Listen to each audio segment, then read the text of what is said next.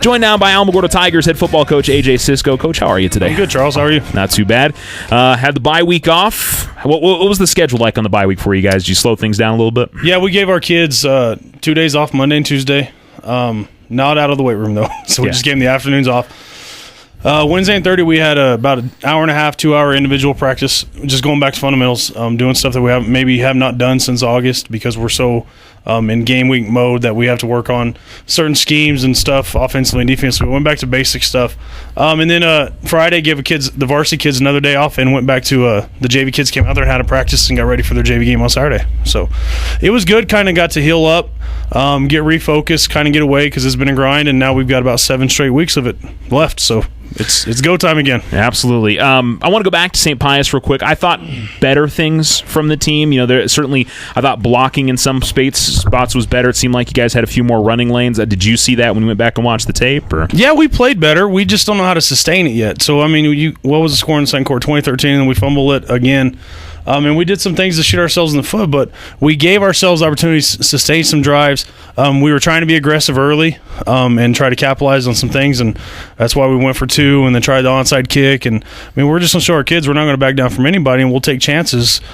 So we saw the positives and we saw the mistakes that we had, and it's stuff that we tried to focus on last week to get back and teach it, and then get ready for Goddard this week, which will be a completely different offense. Yeah, absolutely not going to see the spread at all. No.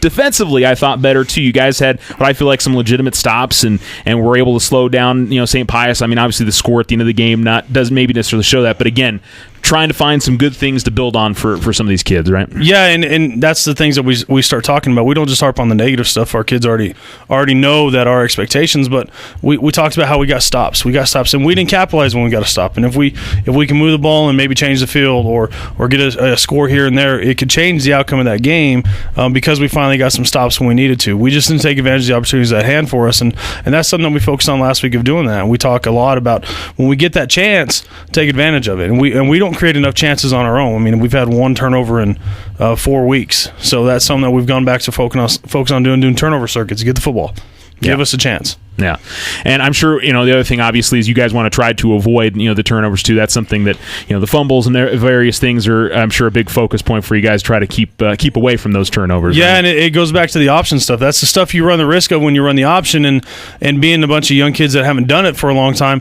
we're still going to do it, but we won't get away from it. That's something that we continue to focus on. Teaching fullback to have a soft pocket. It can be fullback thinks that he's going to pull, quarterback thinks he's going to give, and it just miscommunication because there's no talking during the play. It's all feel. So we went back to doing a veer drill last week and going back to focus on getting those things better, which in 2 years you'll never see us put on the ground because we'll be so ingrained in doing those things. So it's something we won't just completely throw away now because it's so ingrained into what we do.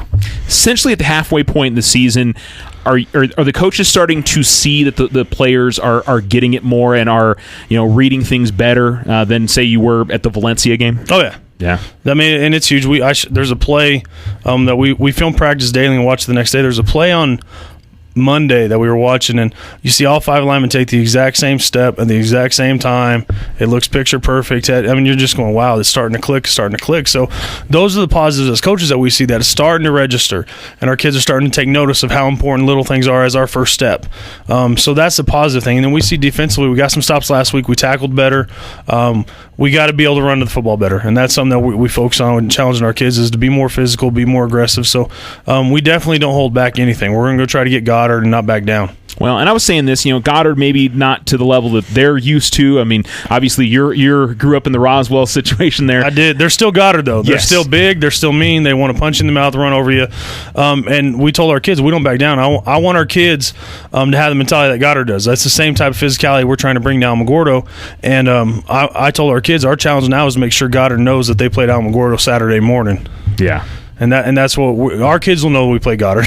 Yeah. You'll feel it. So we want to make sure that that's the mentality we send is that we're not going to back down. We're just as physical, and people know when they play Alamogordo that the next morning those kids feel it.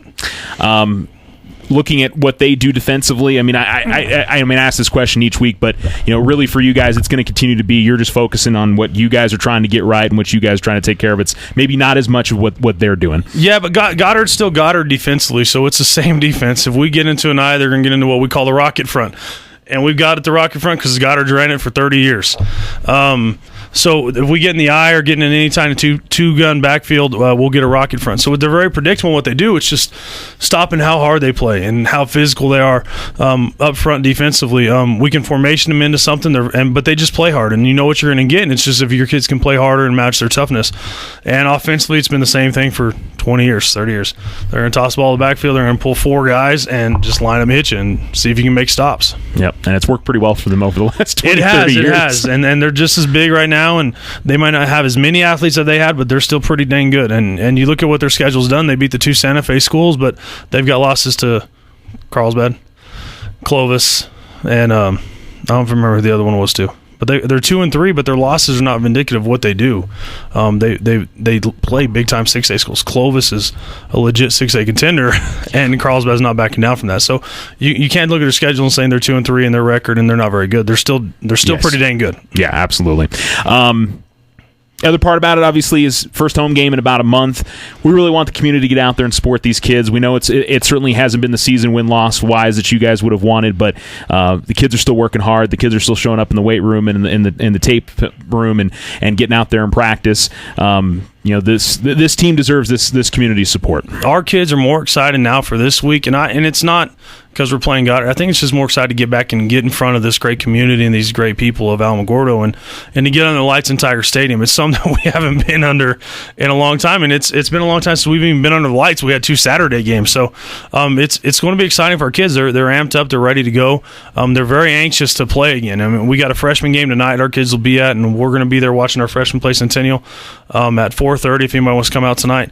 But our kids are excited for tomorrow night. We're going to have a pep assembly to honor the fall sports again and kind of get people in the school motivated to come back to football games. And I mean, it's a Friday night. What else is there to do in Alamogordo besides come watch football? And you're going to watch Alamogordo and us, who's building something special here against a legit 5A powerhouse in this state. So it's an exciting. There's nothing better to do on a Friday night here. Yep, come on down, watch the Tigers. It'll be a good one tomorrow night, 7 o'clock, as the Tigers take on the Goddard Rockets. Best of luck to you and the team, Coach. Appreciate it.